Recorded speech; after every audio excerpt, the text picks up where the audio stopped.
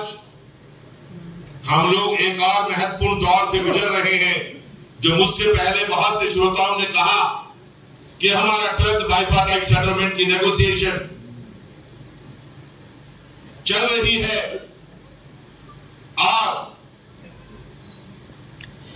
हमारी जो negotiating committee है उसका एक ही बात कहना है कि हम चाहते हैं कि जल्दी से जल्दी 12th बाइपार्टाइट सेटलमेंट की नेगोशिएशन कंप्लीट की जाए।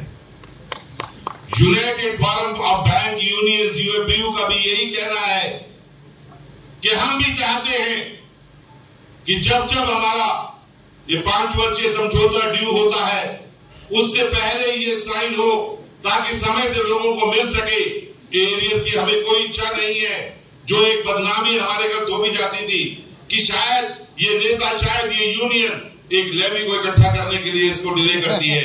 इस बार हमने प्रिंसिपली डिसाइड कर लिया है कि state bank of India staff association में 12th बाइपार्टाइट के तहत कोई लेवी नहीं इकट्ठी की जाएगी।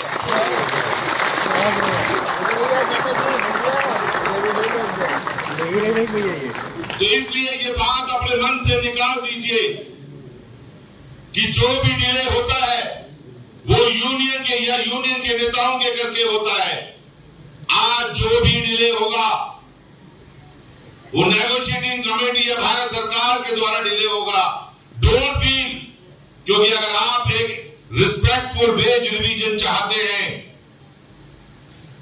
तो वो आपको मिलेगा, उसके आप हकदार हैं।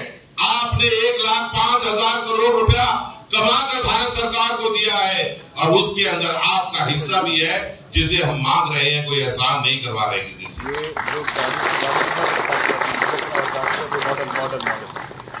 कल हमारी नेगोशिएशन थी,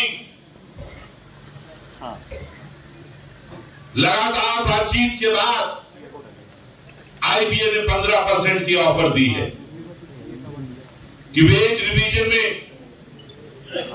हम आपको 15% इंक्रीज देने के लिए तैयार हैं, लेकिन हमने साफ तौर पर उस बात से मना कर दिया है कि हमें 15% नहीं चाहिए।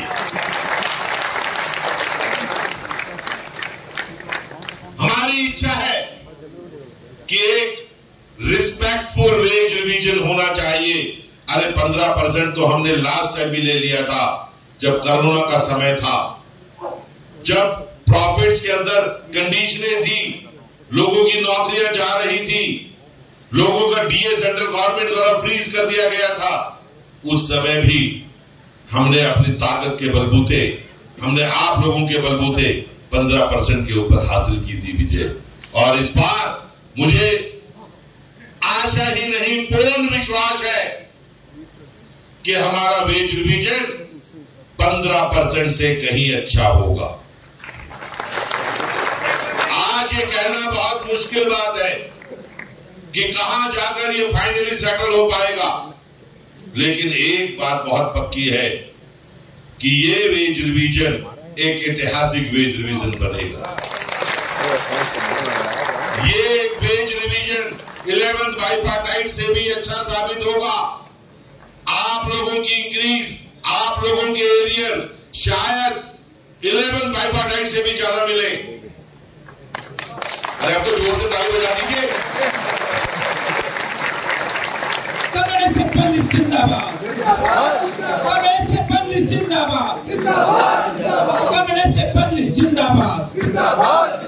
5 दिन की जहां तक बैंकिंग का सवाल है वो भी भारत सरकार को गए हुए बहुत दिन हो चुके हैं और बहुत जल्द वो भी होकर हमारे बीच में आने वाला है।